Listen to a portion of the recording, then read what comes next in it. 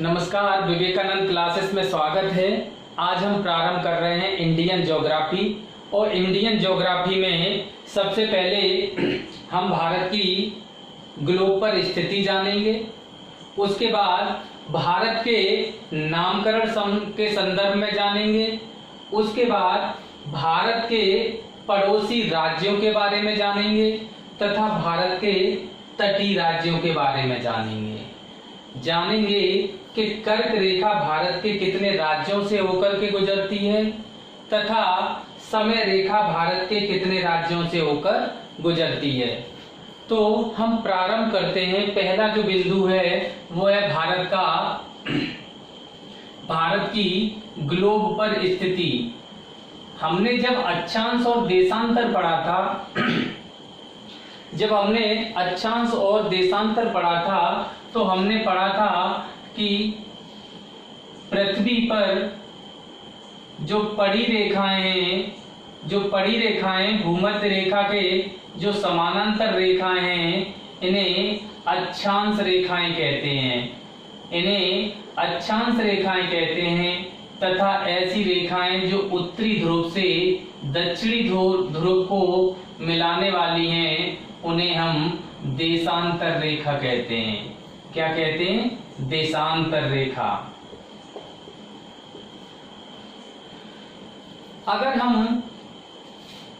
अगर हम पृथ्वी के दो भागों में बांटते हैं तो ये कहलाएगा उत्तरी गोलार्ध और दूसरा कहलाएगा दक्षिणी गोलार्ध। और यदि हम पृथ्वी को इस तरह से पूर्वी और पश्चिमी में बांटते हैं तो ये कहलाएगा पूर्वी गोलार्ध और ये कहलाएगा पश्चिमी गोलार्ध। आप जानते हैं कि अक्षांश का महत्व क्या होता है। अक्षांश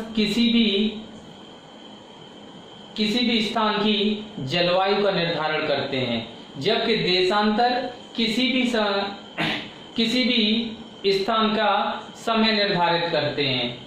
लेकिन जब अक्षांश और देशांतर की जानकारी हो तो हमें किसी स्थान का ज्ञान होता है, अर्थात किसी भी स्थान की जानकारी के लिए, किसी की लोकेशन के लिए हमें अक्षांश एवं देशांतर दोनों ही रेखाएं पता होनी चाहिए।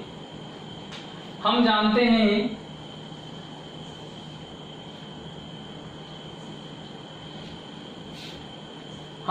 हैं कि भूमध्य रेखा से 6 डिग्री यानी कि 1 2 3 4 5 6 डिग्री 4 मिनट पे भारत का दक्षिणतम बिंदु है जो ग्रेट निकोबार में है। कितना है?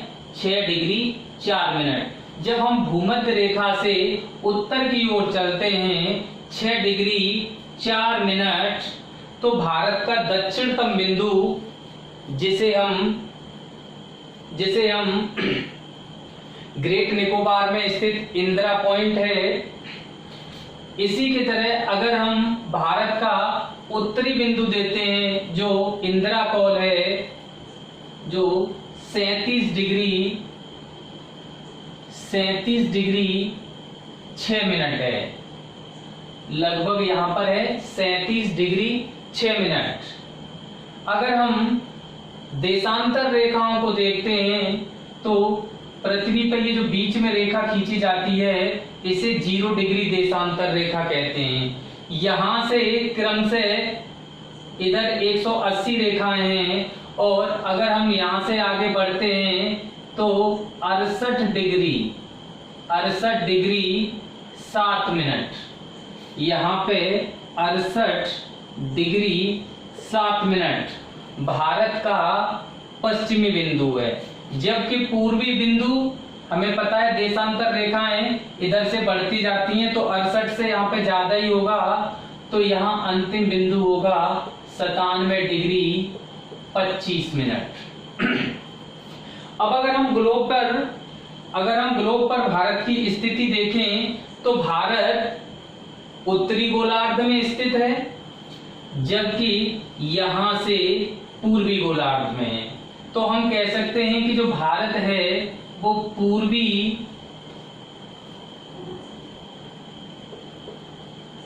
अर्थात उत्तरी पूर्वी गोलार्ध में स्थित है।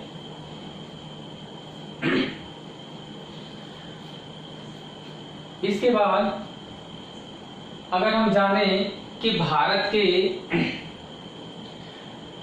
के क्या क्या नाम हैं, तो सबसे पहले भारत का नामकरण जानते हैं। आपको पता है एक इतिहासकार था इत सिंह, और इत सिंह ने भारत के लिए आर्यव्रत तथा ब्रह्म राष्ट्र शब्द का उपयोग किया है। इतिहासकार है इत सिंह, और इत सिंह ने भारत के लिए आर्यव्रत शब्द का इस्तेमाल किया है। इसका मतलब ये है कि भारत को वैदिक संहिता आर्य संस्कृति होने के कारण भारत का नाम आर्यव्रत रखा गया। ठीक है ना। इसके अलावा भारत को ब्रह्म राष्ट्र भी कहा गया है। हम जानते हैं कि शकुंतला तथा दुष्यंत के पुत्र भरत के नाम पर इस देश का नाम भारत पड़ा है। भारत में सबसे पहला जो विदेशी आक्रमण हुआ था वो सबसे पहले हकामनी साम्राज्य में ईरानियों ने किया था। जब ईरानी लोग भारत में आए थे तो ईरानी लोग सा के लिए हा का उच्चारण करते थे। वो जब भी सा बोलते थे तो सा के स्थान पर हा बोलते थे। इसलिए सिंधु नदी को वो हिंदू नदी बोलते थे। इसलिए ईरानियों ने भारत को जो नाम दिया वह नाम कहलाता है हिंदुस्तान। परीक्षाओं में पूछा जाता है कि हिंदुस्तान शब्द किसने दिया है, तो वो ईरानियों ने दिया है। ईरानियों के बाद भारत में यूनानी लोग आए थे और यूनानी लोगों ने भारत को इंडिया नाम दिया। क्या नाम दिया? इंडिया नाम। तो इंडिया नाम किसने दिया है? यूनानियों ने।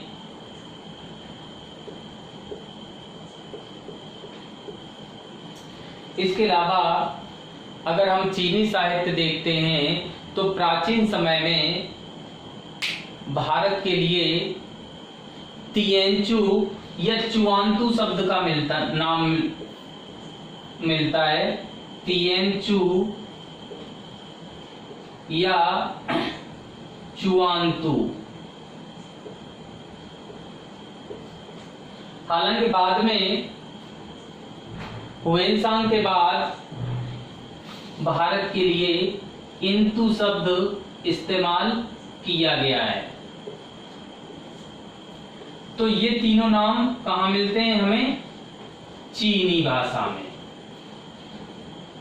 तो इस तरह से हम भारत के नाम देखते हैं कि भारत का नाम आर्यव्रत, ब्रह्मराष्ट्र, भारत, हिंदुस्तान, इंडिया, तिएंचु, चुआंतू, इंतु नाम मिलते हैं। इसके अलावा अब हम देखेंगे कि भारत की सीमाएं कौन कौन से देशों से लगती हैं।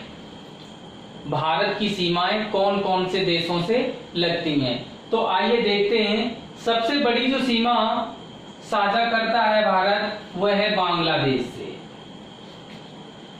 भारत की सबसे बड़ी सीमा है वो बांग्लादेश से है।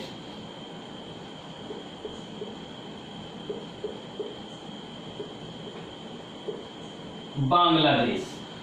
और बांग्लादेश से हम देखते हैं कि पश्चिम बंगाल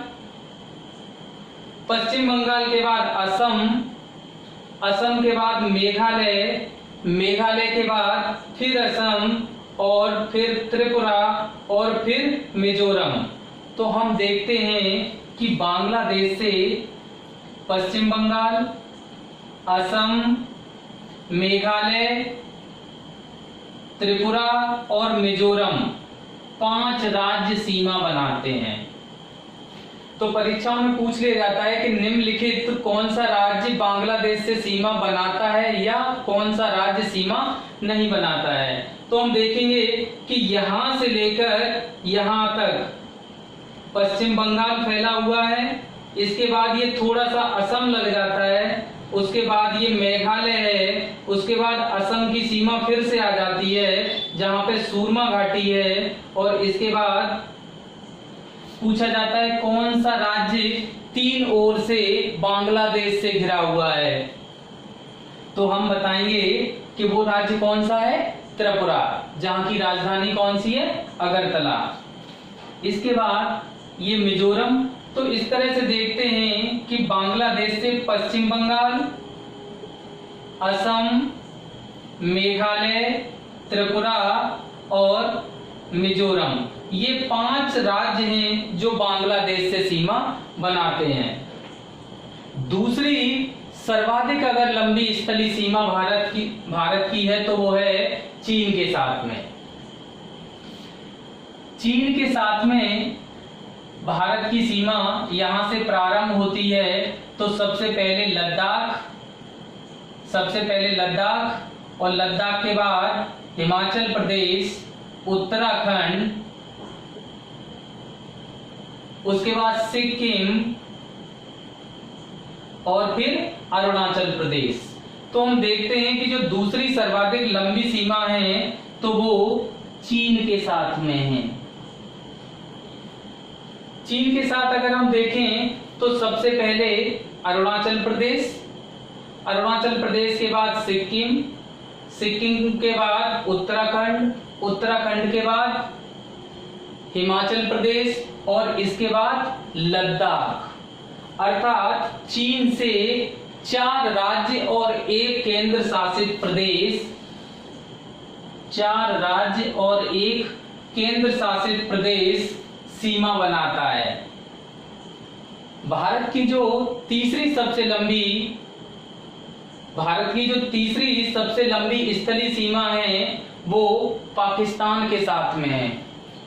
अगर हम देखें पाकिस्तान में तो सबसे पहले गुजरात, इसके बाद राजस्थान, राजस्थान के बाद पंजाब और पंजाब के बाद जम्मू कश्मीर और जम्मू कश्मीर के बाद लद्दाख। अर्थात अगर हम पाकिस्तान से देखें तो गुजरात, राजस्थान और पंजाब यानी कि 3 राज्य और 2 केंद्र शासित प्रदेश।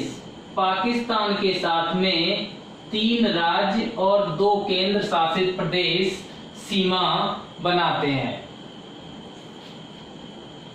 जो यहां से लेकर और लगभग यहां तक हो जाती है, यहां तक।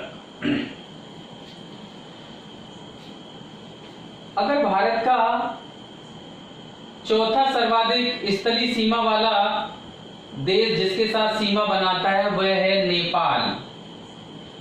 नेपाल वही जो 2008 तक विश्व का एकमात्र हिंदू राष्ट्र था।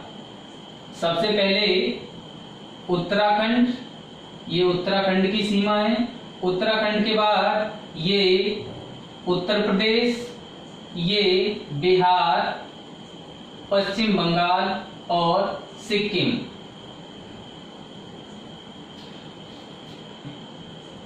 उत्तराखंड, उत्तर प्रदेश, बिहार, पश्चिम बंगाल और सिक्किम।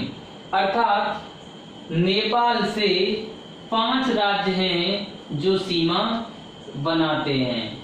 नेपाल से कितने राज्य सीमा बनाते हैं? 5 राज्य सीमा बनाते हैं। इसके बाद हमारी सीमा म्यांमार के साथ में लगती है। म्यांमार जिसे पूर्व में बर्मा कहा जाता था। अगर हम म्यांमार से देखते हैं तो सबसे पहले अरुणाचल प्रदेश, उसके बाद नागालैंड, उसके बाद मणिपुर और उसके बाद मिजोरम। ये 4 राज्य हैं जो म्यांमार के साथ सीमा बनाते हैं। सबसे पहले अरुणाचल प्रदेश, अरुणाचल प्रदेश के बाद नागालैंड, नागालैंड के बाद मणिपुर और मणिपुर के बाद मिजोरम। ये 4 राज्य हैं जो म्यांमार के साथ सीमा बनाते हैं। इसके बाद हमारी सीमा है वो भूटान के साथ में है। भूटान की तरफ अगर हम देखें तो भूटान की ये स्थिति है कि अगर इधर दाएं हाथ पे देखते हैं, इधर दाएं हाथ पे तो ये सिक्किम बैठा हुआ है, और अगर हम बाएं हाथ पे देखते हैं तो अरुणाचल प्रदेश है। अगर दाएं पैर की तरफ देखते हैं तो पश्चिम बंगाल है, जबकि दाएं पैर की ओर देखते हैं तो असम है। इस प्रकार हम देखते हैं कि जो भूटान है वो 4 राज्यों से सीमा बनाता है, और जो सबसे छोटी सीमा है वो है अफगानिस्तान की। अफगानिस्तान की सीमा सबसे छोटी यानी कि 106 किलोमीटर मात्र है, जो वर्तमान में गुलाम कश्मीर में है। तो सबसे छोटी सीमा अफगानिस्तान की है, और उसमें एकमात्र केंद्र शासित प्रदेश लद्दाख से सीमा बनाता है। अफगानिस्तान किससे सीमा बनाता है? केवल लद्दाख से बनाता है। अगर हम बांग्लादेश की सीमा देखें तो सबसे लंबी सीमा बांग्लादेश की है, जो लगभग 4096 किलोमीटर है।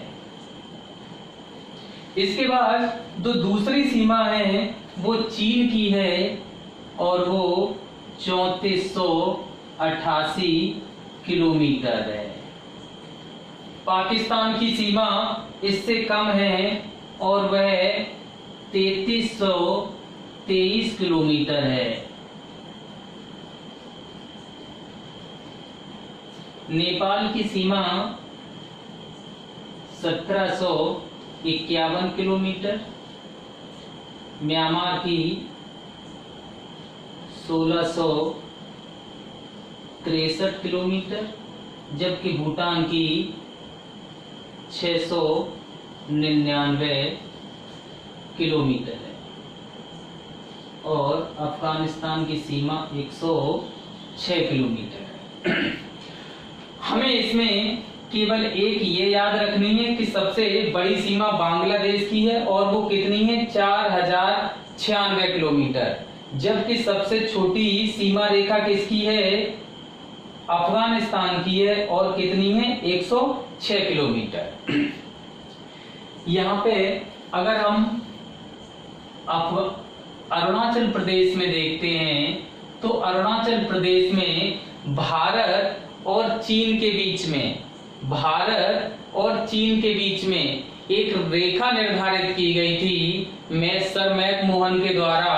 तो इस रेखा का नाम क्या है? मैकमोहन रेखा। तो आइए अब हम जानते हैं कि भारत और चीन के बीच में कौन सी सीमा रेखा है। भारत और पाकिस्तान के बीच में कौन सी सीमा रेखा है? तो भारत और चीन के बीच में कौन सी सीमा रेखा है जो अरुणाचल प्रदेश में है? मैकमोहन रेखा। मैकमोहन रेखा। जबकि भारत और पाकिस्तान के बीच में, भारत और पाकिस्तान के बीच रेड क्लिफ रेखा है, जो भारत और पाकिस्तान के बंटवारे के समय सर रेड क्लिफ ने खींची थी। जब भारत और पाकिस्तान दोनों जब एक ही थे, तो भारत और अफगानिस्तान के बीच में एक रेखा खींची गई थी सर डूरंड द्वारा, जिसे हम डूरंड रेखा कहते हैं। तो पूछा जाता है कि डूरंड रेखा किसके बीच में है, तो वर्तमान में अगर ये देखा जाए तो अफगानिस्तान और पाकिस्तान के बीच में।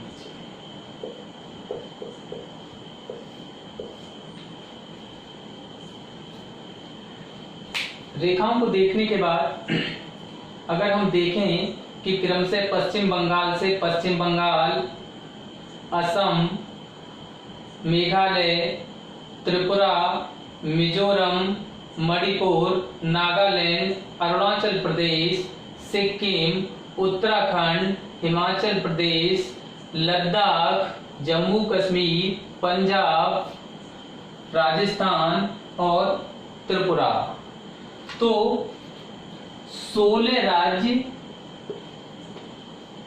और 2 केंद्र शासित प्रदेश, 2 केंद्र शासित प्रदेश। इन 7 राज्यों से, यानी कि कुल दूसरे देशों से सीमा बनाने वाले जो राज्य हैं वो 16 राज्य हैं, साथ ही 2 केंद्र शासित प्रदेश भी है। इसके बाद अब हम देखेंगे भारत के तटीय राज्य। भारत के तटीय राज्यों की बात करें तो पश्चिमी घाट पे, यानी कि पश्चिमी तट पर गुजरात, महाराष्ट्र, गोवा, कर्नाटक और केरल।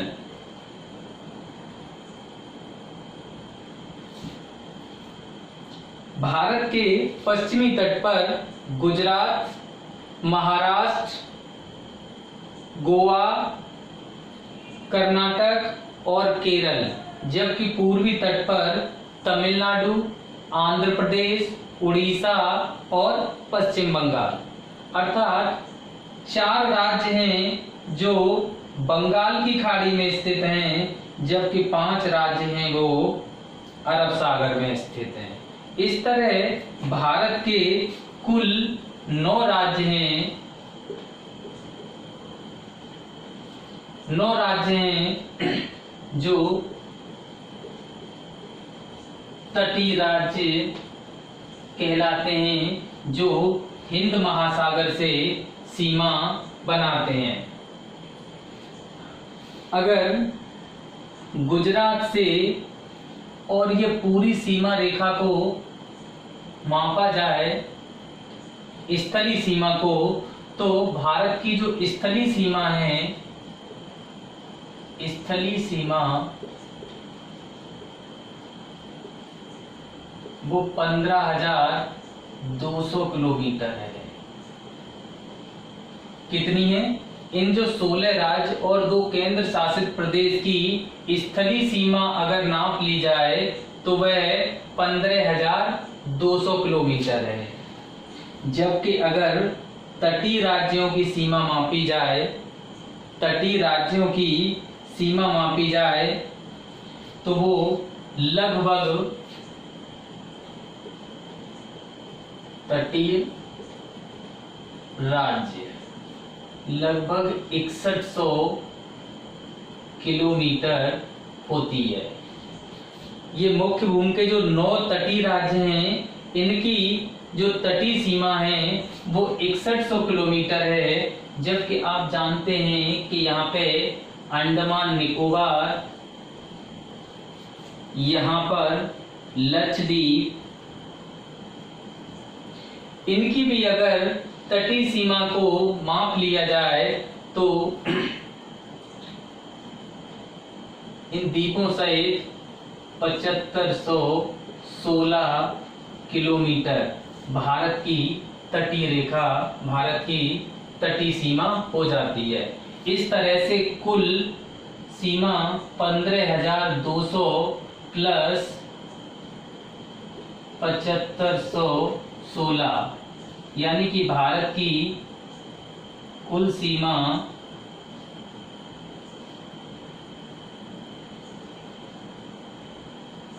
22,716 किलोमीटर है। भारत का, आप जानते हो कि भारत का कुल क्षेत्रफल 32,87,263 किलोमीटर है। भारत का कुल जो क्षेत्रफल है वो कितना है? 32,87,263 वर्ग किलोमीटर। और क्षेत्रफल की दृष्टि से संपूर्ण विश्व में भारत का 7वां स्थान है। आपको पता है कि विश्व का जो सबसे बड़ा देश है वह रूस है। सबसे बड़ा देश कौन सा है? रूस। और दुनिया में दो ऐसे देश हैं जो 2 महाद्वीपों में विस्तृत हैं, एक रूस और दूसरा जिसे यूरोप का मरीज कहा जाता है अर्थात तुर्की। ये 2 ऐसे देश हैं जो यूरोप और एशिया दोनों में अवस्थित हैं। तो क्षेत्रफल की दृष्टि से सबसे बड़ा जो देश है वो कौन सा है? रूस। और रूस के बाद दूसरा है वो कनाडा। तीसरा स्थान यूएसए का है। पहला रूस, दूसरा कनाडा, तीसरा यूएसए का, जबकि चौथे पर चीन है।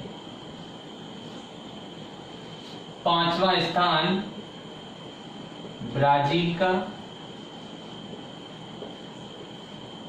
6वां ऑस्ट्रेलिया,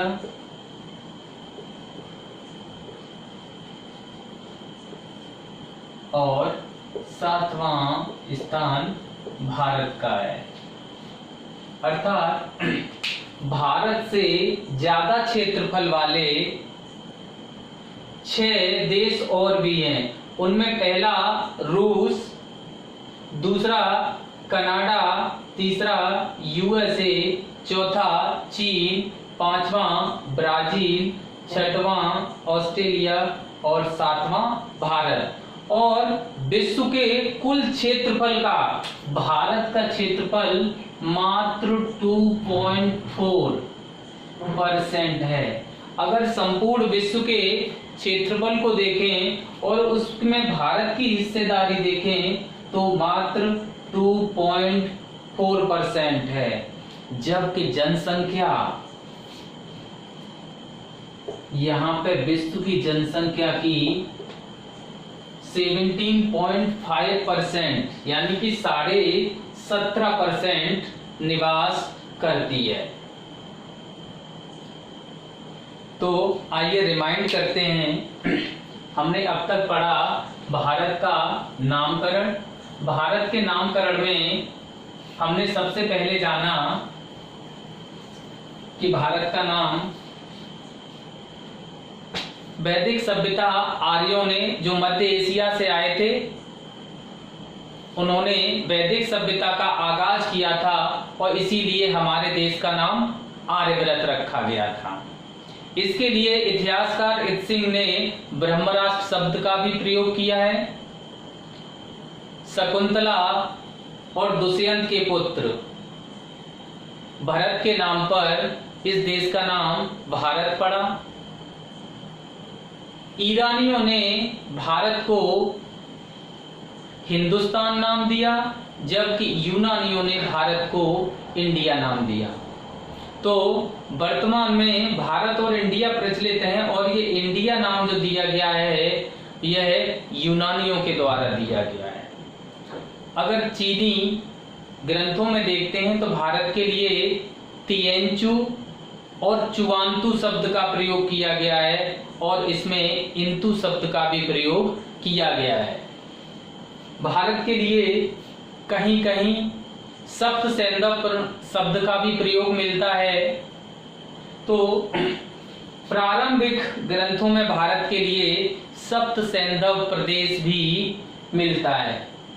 इसके बाद हमने देखा कि भारत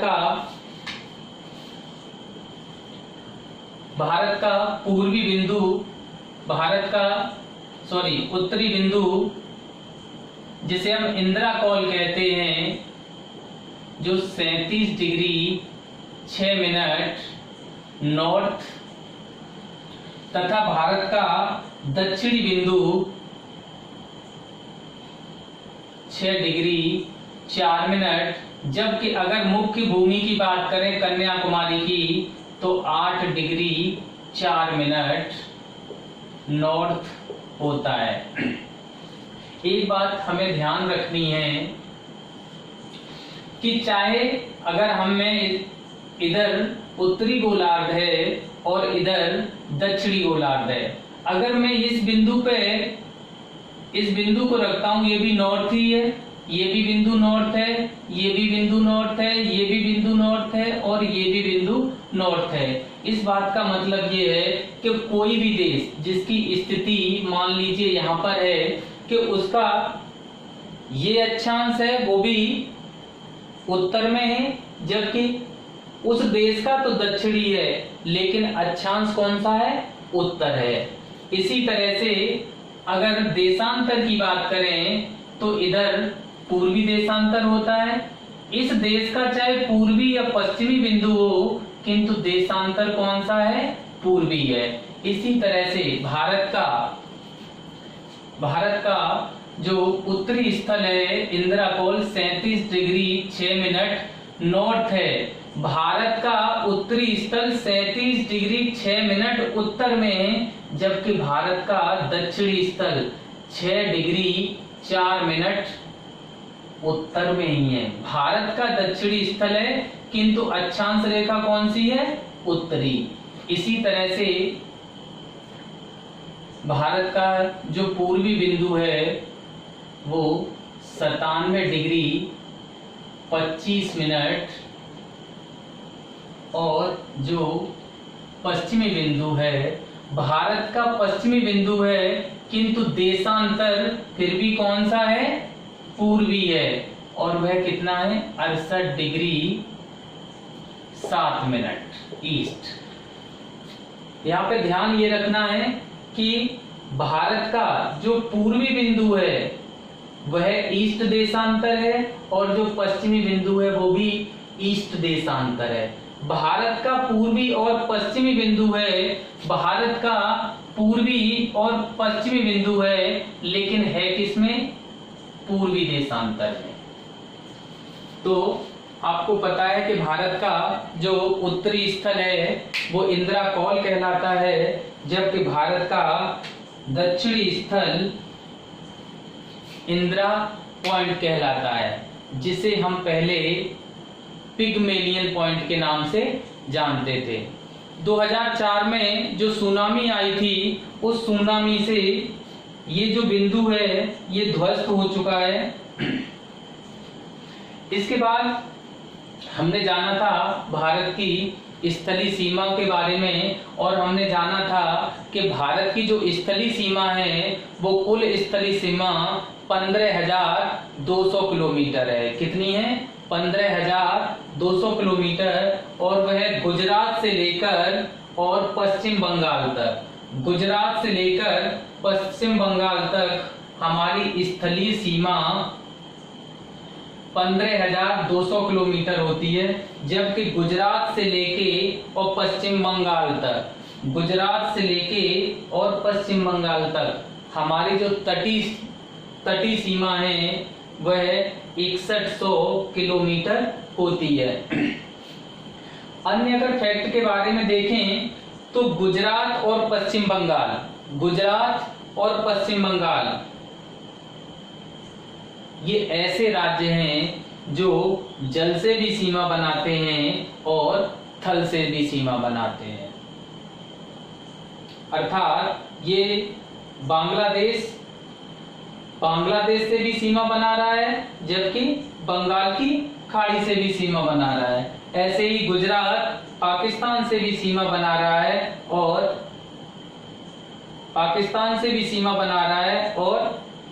अरब सागर में भी।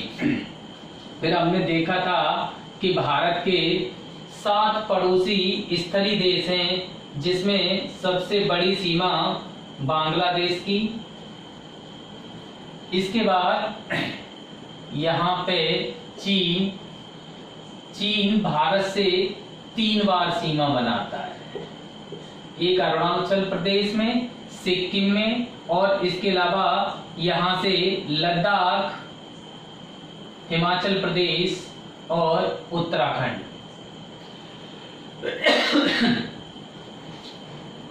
तो दूसरी जो सर्वाधिक सीमा है वो किसकी है? चीन की। बांग्लादेश के बाद जो दूसरी सर्वाधिक लंबी सीमा है भारत के साथ में वो किसकी है? चीन की। जबकि तीसरी सीमा पाकिस्तान की है। तीसरी सीमा किसकी है? पाकिस्तान की। जबकि चौथी सीमा नेपाल की है। और उसके बाद इधर कौन सा है?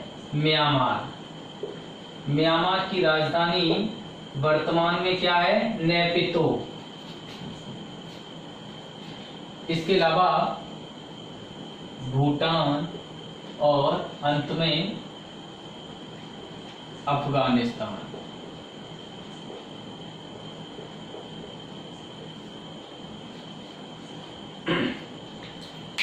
भारत के उत्तर में विशाल पर्वत है जिसे हिमालय पर्वत बोलते हैं। भारत के उत्तर में विशाल पर्वत है जिसे हिमालय पर्वत कहते हैं। जबकि दक्षिण में हिंद महासागर है और हिंद महासागर का ही भाग बंगाल की खाड़ी और अरब सागर कहलाता है। भारत के दक्षिण में एक द्वीपीय देश श्रीलंका स्थित है, जिसे आदम ब्रिज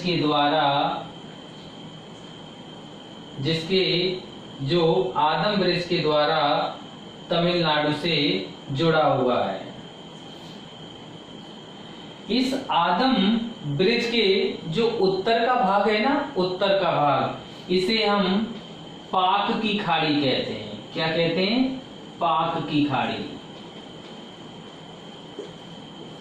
जबकि इस ब्रिज के दक्षिणी भाग को मन्नार की खाड़ी कहते हैं। यानी कि ये जो जल क्षेत्र है ना, ये मन्नार की खाड़ी कहलाता है।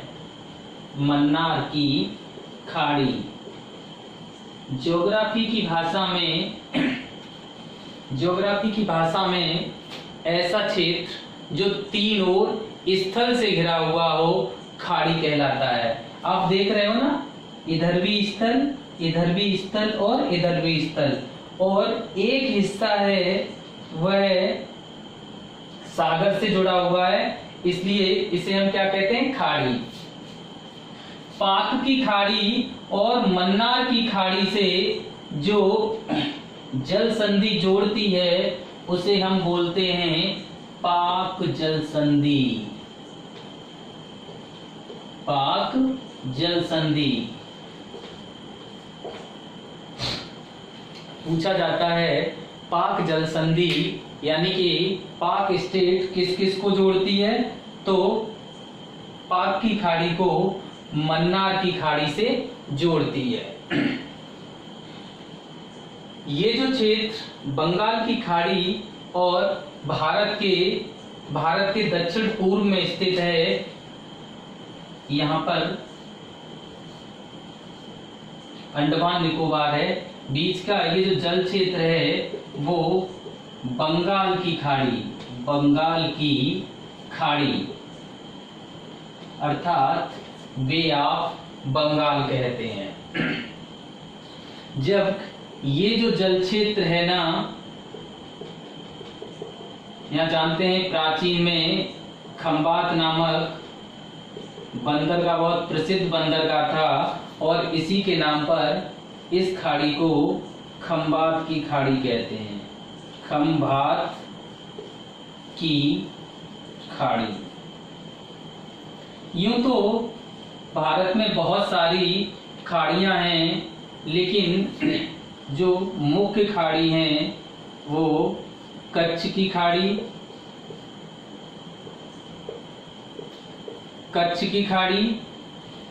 खंबात की खाड़ी, मन्नार की खाड़ी, पाक की खाड़ी और बंगाल की खाड़ी।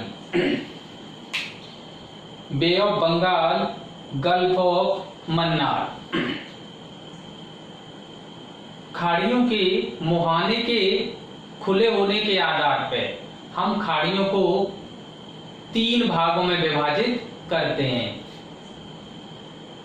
अगर खाड़ी का मुख जो महासागर से जुड़ा हुआ हो वह अगर छोटा सा है तो उसे हम गल्फ बोलते हैं, अगर वह और बड़ा है तो उसे हम बे बोलते हैं, जबकि अगर और बड़ा है तो उसे बाइट बोलते हैं। हालांकि हिंदी में इसके लिए एक ही शब्द उपयोग में लाया जाता है, खाड़ी। तो हम जैसे बोलते हैं ना, बे ऑफ बंगाल, दुनिया की सबसे बड़ी खाड़ी कौन सी है, सबसे बड़ी बे कौन सी है, बंगाल की खाड़ी। जबकि दुनिया की सबसे बड़ी गल्फ ऑफ मैक्सिको है, गल्फ ऑफ मैक्सिको है। तो जो गल्फ होती है उसका मुहाना कम होता है।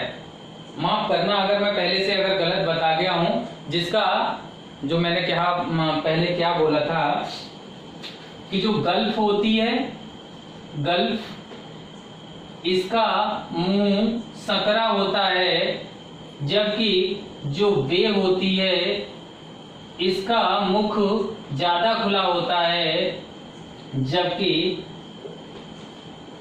बाइट इसका मुख ज्यादा खुला होता है। जैसे कि अब जब आप ऑस्ट्रेलिया को देखते हैं तो यहाँ पे पूरा मुख खुला हुआ है तो इसे बाइट बोला जाता है।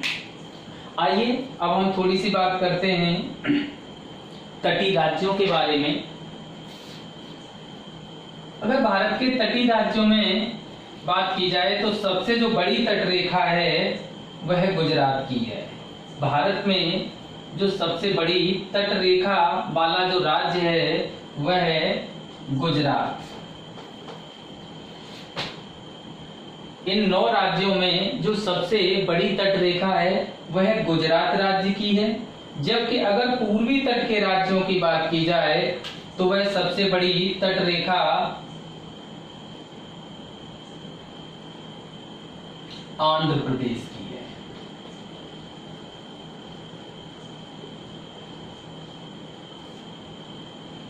और सबसे बड़ी कौन सी है? गुजरात की।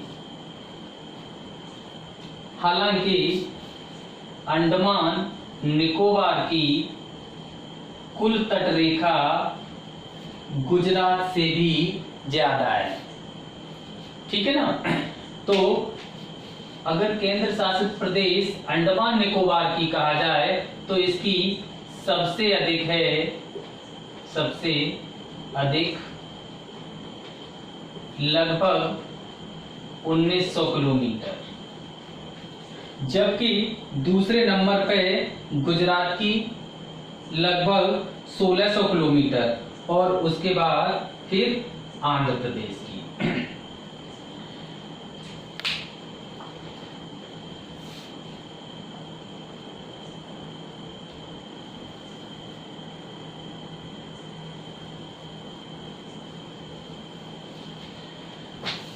अगर भारत की वर्तमान राजनीतिक मानचित्र की बात करें तो आपको पता है कि वर्तमान में 28 राज्य और 8 केंद्र शासित प्रदेश हैं। 28 राज्य और 8 केंद्र शासित प्रदेश हैं। केंद्र शासित प्रदेश हैं। भारत में पहले 29 राज्य हुआ करते थे। 29 राज्यों में हमने जम्मू कश्मीर राज्य को 2 केंद्र शासित प्रदेशों में बांट दिया, तो संख्या कितनी रह गई?